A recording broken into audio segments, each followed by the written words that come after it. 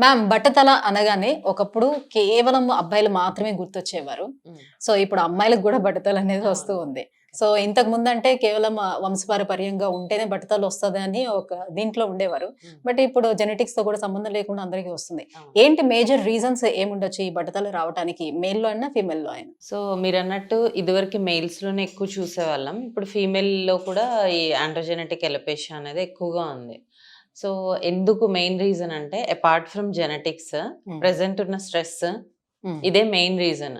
ఇంకొకటేంటంటే ఎర్లీ స్టేజెస్‌లో ఇప్పుడు 20-25 ఇయర్స్ ఉన్న వాళ్ళలో ఎవరికైతే హెయిర్ లాస్ ఉంటదో వాళ్ళు హ్మ్. తొందరగా దాని గురించి కేర్ తీసుకోకుండా అప్పుడున్న రష్‌కి అంటే హ్మ్. అప్పుడున్న వాళ్ళ స్ట్రెస్ దీనికి తర్వాత అప్పుడున్న వాళ్ళ కండిషన్‌కి I mean other work pressures ఉంటాయి కదా! సో, అప్పుడు పట్టించుకోకుండా ఉన్న వాళ్ళకి ఇంకా ఎర్లీగా బట్టతల అనేది వస్తుంది. హ్మ్. సో, మేజర్‌గా స్ట్రెస్ అండ్ పొల్యూషన్ తర్వాత మనం తీసుకునే డైట్.